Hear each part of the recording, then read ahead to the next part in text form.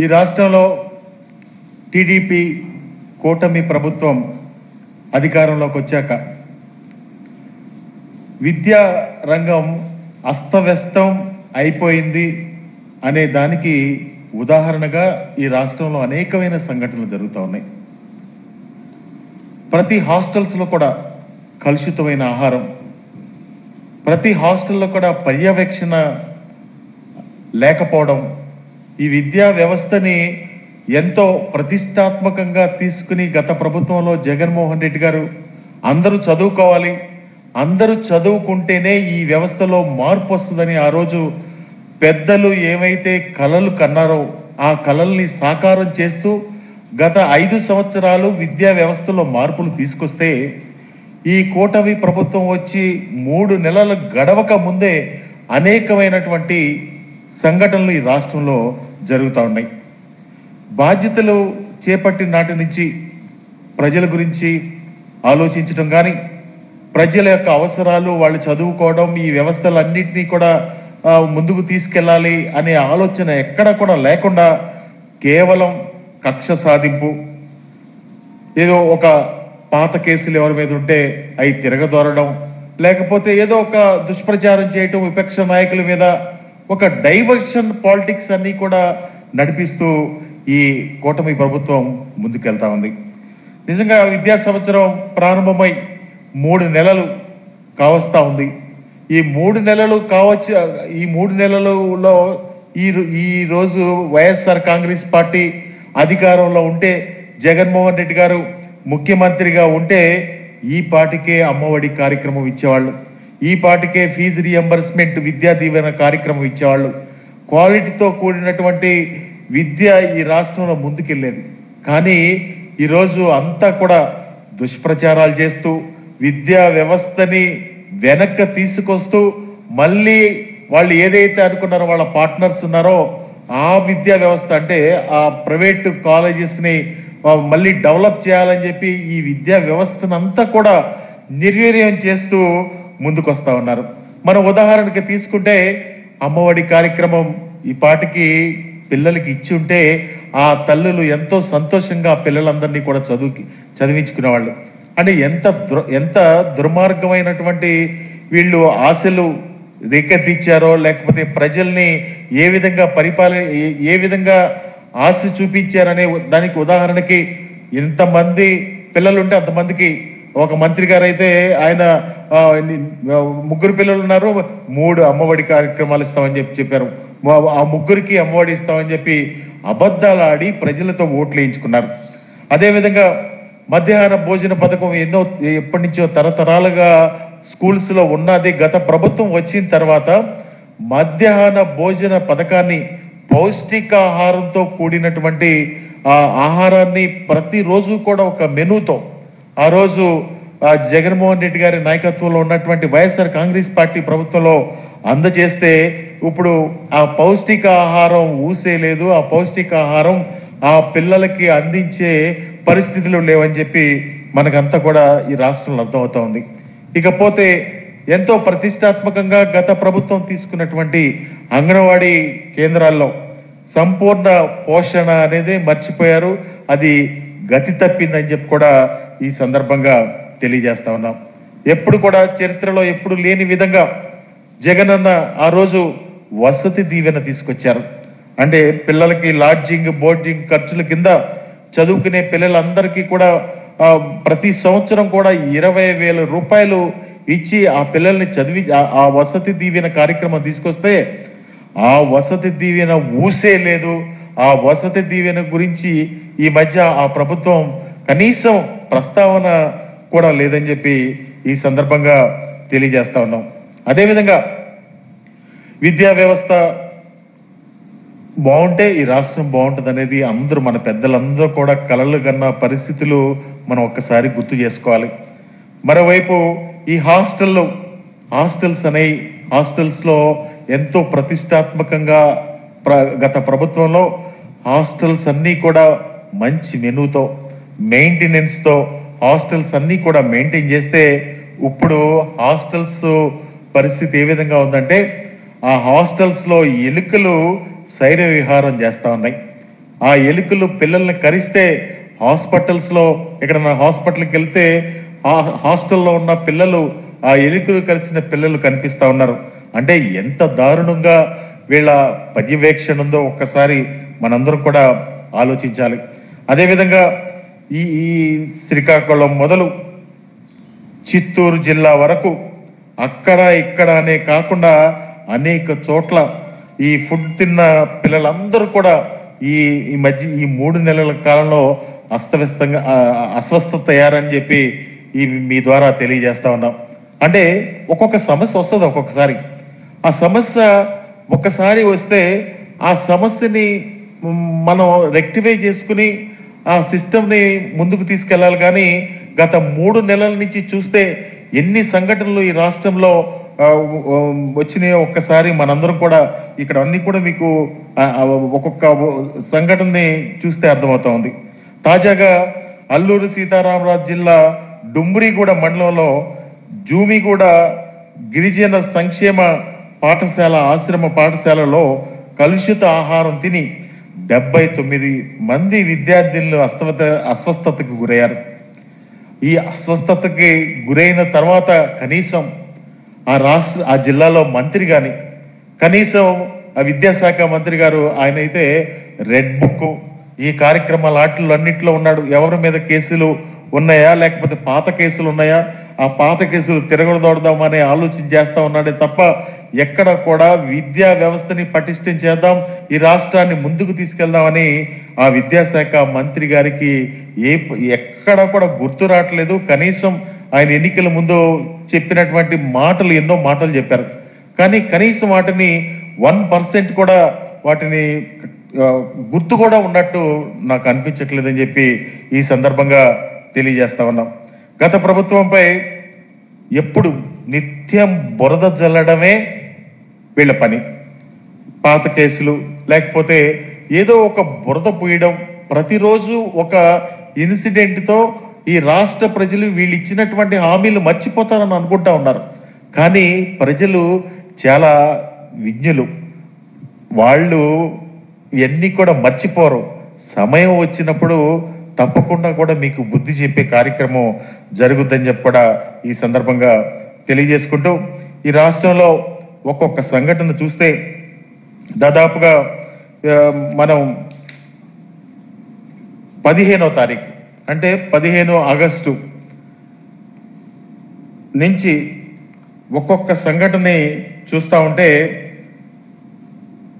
June 27న YSR జిల్లా ముద్దనూరులో SC బాలుర సంక్షేమ వసతి గృహంలో కలుషిత ఆహారం తిని 7 విద్యార్థులు అస్వస్థత గురైతే కనీసం ఆ జిల్లా మంత్రి కానీ అక్కడ కనీసం రెక్టిఫై చేసామో లేకపోతే పిల్లలకి భరోసా ఇచ్చిన కార్యక్రమం కూడా ఎక్కడ జరిగిన పరిస్థితుల్లో జూలై 15వ తేదీన చిత్తూరు జిల్లా నాయుడుపేటలో కలుషిత ఆహారంతో 139 మంది గురుకుల విద్యార్థులు అస్వస్థతకు గురయ్యారు. వారిలో 7 విద్యార్థుల పరిస్థితి అప్పుడు కాస్త విషమంగా మారడంతో ఆందోళన కలిగించింది. ఎందుకంటే పిల్లల్ని ఎంతో ఆశలతో తల్లిదండ్రులు హాస్టల్కి పంపిస్తే బాగా చదువుకుంటారు. ఈ ప్రభుత్వం గత ప్రభుత్వంలో బాగా చదువుకున్నారు అని ఒక ఆశలతో ఉన్నారు. అదే ఇప్పుడు మీరు ఆ వ్యవస్థనంతా కూడా నాశనం చేస్తూ కనీసం ఎక్కడ ఒక సంఘటన జరిగినప్పుడు ఆ సంఘటనని మీరు చర్యలు తీసుకునేది పోయి మీరు ఆ ప్రభుత్వంలో ఎప్పుడు ఆ సంఘటన జరిగింది ఈ విధంగా జరిగిందని చెప్పి మాట్లాడడం తప్ప మీరు ఎక్కడ కూడా ఈ రాష్ట్రంలో విద్యా వ్యవస్థలో మీరు ఎప్పుడు పట్టించుకునే పరిస్థితులు కనిపించట్లేదని చెప్పి కూడా ఈ సందర్భంగా తెలియజేస్తా ఉన్నా. అదేవిధంగా ఈ వరుస సంఘటనలు తీసుకుంటే దాదాపుగా నంద్యాల చూస్తూ ఉంటే ఇవన్నీ మేమేదో అంకులు చెప్పడం కాదు, ప్రతి డేట్లో కూడా ఈ వివరాలు అన్నీ తీసుకుంటే ఒకసారి మనం వివరంగా చూస్తే ఎన్నో సంఘటనలు ఈ రాష్ట్రంలో జరుగుతూ ఉన్నాయి. ప్రతి జిల్లాలో ప్రతి స్కూల్లో జరుగుతూ ఉన్నాయి. మొన్న ఒక 3 రోజుల క్రితం ఇక్కడ మన నూజివీడు ట్రిపుల్ ఐటీలో దాదాపుగా 750 పైగా పైగా పిల్లలు అస్వస్థతకు గురైతే మళ్ళా వాటిని రెక్టిఫై ఈరోజు కూడా నేను దినపత్రికలు చూశాను, దాన్ని రెక్టిఫై చేసిన పరిస్థితి ఎక్కడ కూడా మనం చూడలేదని చెప్పి మనవి చేస్తా ఉన్నాం. అదేవిధంగా ఈ నెల 19వ తేదీన అనకాపల్లి జిల్లా కోటరోట్ల మండలంలో కైలాసపట్నం పాసా ట్రస్ట్లో కలుషిత ఆహారానికి దాదాపుగా 30 మంది చిన్నారులు అస్వస్థతలు గురయ్యారు. వారిలో 3 చనిపోవటం కూడా చాలా బాధాకరంగా కనిపిస్తూ ఉంది. ఎందుకంటే బాగా చదువుకోవాలి పిల్లలని హాస్టల్కి పంపిస్తే ఆ పిల్లలు విగత జీవుల ఇంటికి వస్తే ఆ తల్లిదండ్రులు ఎంత బాధపడతారో ఒక్కసారి మనందరం కూడా ఆలోచించాలి.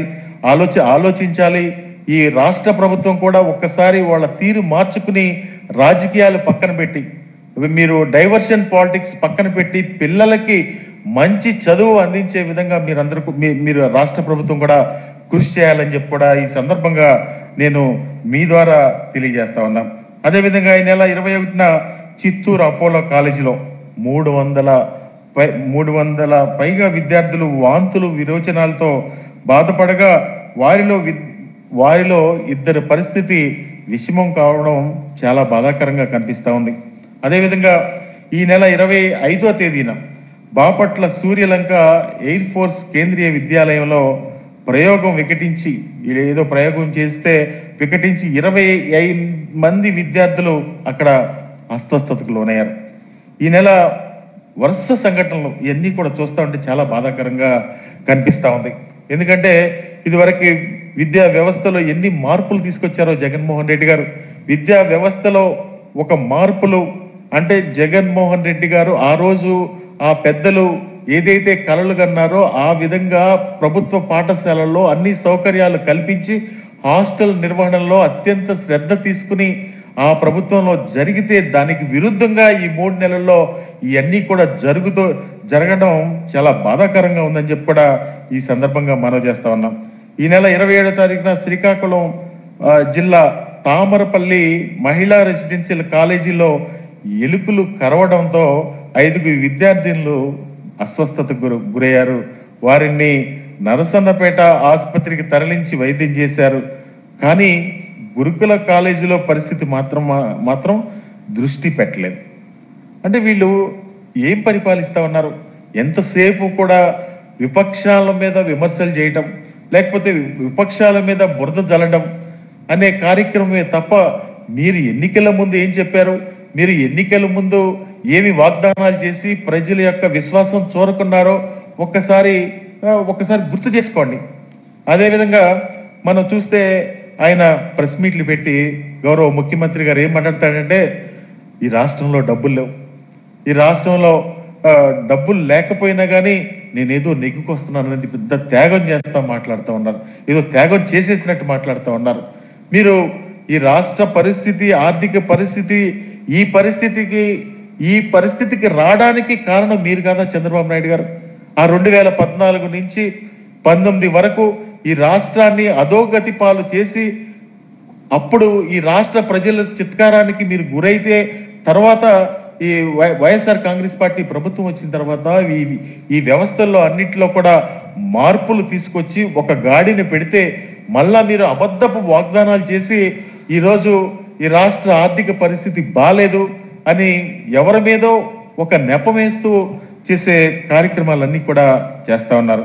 అదేవిధంగా చాలా వరుస సంఘటనలు కనపడతా ఉన్నాయి. ఈ నెల 28న తాళ్ళూరు హై స్కూల్ పిల్లలకి కుళ్ళిన కోడిగుడ్లు, అంటే ఆ పర్యవేక్షణ కూడా లేదు. ఆ కోడిగుడ్డులు ఆ విద్యార్థులు చూసి ఆ తల్లిదండ్రులు అందరూ కలిసి ఆందోళన చేసిన పరిస్థితులన్నీ కూడా మనం చూసాం. అదే నెల 28వ తేదీన తిరుపతి జిల్లా నాయుడుపేటలో బిఆర్ అంబేద్కర్ బాలుర గురుకుల పాఠశాలలో ఫుడ్ పాయిజన్తో 15 మంది అస్వస్థతకు గురయ్యారు. అంటే గత ప్రభుత్వం ఎప్పుడు కూడా గురుకుల పాఠశాలలో ఇలాంటి సంఘటనలు చూసిన పరిస్థితులు ఎక్కడెక్కడ మనం చూడలేదు. ఎందుకంటే గురుకుల పాఠశాలల్లో బాగా చదువుకోవాలి, పేద విద్యార్థులు ఉంటారు, బాగా చదువుకోవాలి, వాళ్ళని ముందుకు తీసుకురావాలని ఎప్పుడు కూడా నిత్యం జగన్మోహన్ రెడ్డి గారు ఒక తపన తాపత్రయంతో ఆ విద్యా వ్యవస్థలో మార్పులే కాకుండా గురుకుల పాఠశాలలో కానీ అంగన్వాడీల్లో కానీ మధ్యాహ్న భోజనం విషయంలో కానీ మనందరికి కూడా తెలుసు, మధ్యాహ్న భోజన పథకం అంటే ఇదివరకు ఎవరు తినేవాళ్ళు కాదు. దాదాపుగా ఒక 10-20% మధ్యాహ్న భోజన పథకం స్కూల్స్లో తినేవాళ్ళు. కానీ జగన్మోహన్ రెడ్డి గారు ముఖ్యమంత్రి అయిన తర్వాత 95% మధ్యాహ్న భోజన పథకం గోరు ముద్ద పేరుతో ఏదైతే మళ్ళీ మోడిఫికేషన్ చేసి ప్రతిరోజు కూడా ఒక మెనూతో, ఒక మంచి మెనూతో పౌష్టికాహారం అందజేశారో ఆ రోజు అప్పటి నుంచి కూడా హై స్కూల్స్లో 90% మంది విద్యార్థులు భోజనం చేసిన సంఘటనలన్నీ కూడా పరిస్థితులన్నీ కూడా మనకు తెలుసు. కానీ ఇప్పుడు ఈ ప్రభుత్వంలో దానికి పూర్తిగా విరుద్ధంగా విద్యా వ్యవస్థలో నిర్వీర్యం చేసేసి మళ్ళా కూడా ఏదో వాళ్ళకు తోచినటువంటి కాలేజీలను ఎంకరేజ్ చేయాలో లేకపోతే ఇంకోటో వాళ్ళకు ఒక దురుద్దేశంతో విద్యా వ్యవస్థనంతా కూడా పాడు చేస్తూ ఉన్నారు. మళ్ళీ తీసుకొచ్చి అబద్ధపు గణాంకాలు చెప్తున్నారు విద్యాశాఖ మంత్రి గారు. ఇవన్నీ కూడా రాష్ట్ర ప్రజలు గమనిస్తూ ఉన్నారని చెప్పి కూడా మనవి చేస్తా ఉన్నా. ఇంకో సంఘటన చూస్తే నిన్నటికి నిన్న అల్లూరు సీతారామరాజు జిల్లా జామిగూడ గిరిజన సంక్షేమ బాలికల ఆశ్రమ పాఠశాలలో కలుషిత ఆహారం తిని దాదాపుగా 79 మంది విద్యార్థులను అస్వస్థ గురి కావడం చాలా బాధాకరంగా ఉందని చెప్పి కూడా ఈ సందర్భంగా తెలియజేసుకుంటూ నేను ఒకటే మీ ద్వారా ఈ రాష్ట్ర ప్రజలకి తెలియజేసేది, వాళ్ళు ఒక అబద్ధపు వాగ్దానాలతో డైవర్షన్ పాలిటిక్స్ చేస్తా ప్రతిరోజు కూడా ఒక డైవర్షన్ సబ్జెక్ట్ తీసుకుని వాళ్ళు చేసినటువంటి వాగ్దానాలన్నీ కూడా ఏది అమ్మఒడి ఇచ్చేస్తారని చెప్పారు, ఈరోజు ఆలోచిస్తామని చెప్తా ఉన్నారు. అదేవిధంగా ఆ రోజు ఎంతో ప్రతిష్టాత్మకంగా తీసుకొచ్చినటువంటి ఫీజు రియంబర్స్మెంట్ పథకం ఈరోజు అమలు చేసే పరిస్థితి ఎక్కడ కూడా కనిపించట్లేదు. ఈరోజు ఇంకొక విధంగా చూస్తే ఆరోగ్యశ్రీని కూడా తీసేశారు. అంటే మొత్తం ఈ రాష్ట్రంలో ఉన్నటువంటి పేదలకు సంబంధించినటువంటి సంక్షేమ కార్యక్రమాలన్నీ ఒకదాని తర్వాత ఒకటిగా తీసేస్తూ ఎదుటి వాళ్ళ మీద నెపం వేస్తూ రకరకాలుగా దుష్ప్రచారాలు చేస్తూ ఎల్లో మీడియాని ఉపయోగించి ఈ దుష్ప్రచారాలకి ఎల్లో మీడియాని ఉపయోగిస్తూ ఉన్నారు. కానీ నేను ఆ ఎల్లో మీడియా వారికి కూడా తెలియజేసేది ఏంటంటే, ఈ రాష్ట్రంలో పేదలకు అందాల్సిన కార్యక్రమాలు కానీ ఈ విద్యా వ్యవస్థలో చేయాల్సిన కార్యక్రమాలు కానీ ఈ హాస్టల్స్లో జరుగుతున్నటువంటి ఈ కలుషిత ఆహారం విషయంలో కానీ శ్రద్ధ తీసుకుంటే మీరు ఎంతైనా కానీ ఈ జర్నలిజం అనే ఒక పవిత్రమైన వృత్తికి మీరు న్యాయం చేసిన వాళ్ళు అవుతారని చెప్పి కూడా ఈ సందర్భంగా మనవి చేసుకుంటూ, ఇప్పటికైనా చంద్రబాబు నాయుడు గారు లోకేష్ గారు ఆ రెడ్ బుక్ ఆ బుక్ ఈ బుక్ మర్చిపోయి రాష్ట్రంలో పేద పిల్లలకి విద్య అందించవలసిందిగా మీ ద్వారా మనవి చేసుకుంటూ, ఈ గత 5 సంవత్సరాల్లో జరిగినటువంటి కార్యక్రమాలన్నీ కూడా ఒక్కసారి ఈ రాష్ట్ర ప్రజలందరూ కూడా ఇప్పుడు గుర్తు చేసుకుంటా ఉన్నారు. తప్పకుండా ఈ ప్రభుత్వానికి సమయం వచ్చినప్పుడు ఎలా అయినా బుద్ధి చెప్తారు. కానీ మీరు గనక ఈ కార్యక్రమాలన్నీ కూడా నిర్వీర్యం చేసి ఇదే విధమైనటువంటి హాస్టల్స్లో సరైన నిర్వహణ లేకుండా మీరు ఈ కార్యక్రమాలన్నీ కూడా ఇదే విధంగా కొనసాగితే వైఎస్ఆర్ కాంగ్రెస్ పార్టీ తరపున పోరాటం చేయక తప్పదని చెప్పి కూడా ఈ సందర్భంగా తెలియజేసుకుంటూ సెలవు తీసుకుంటా ఉన్నాం.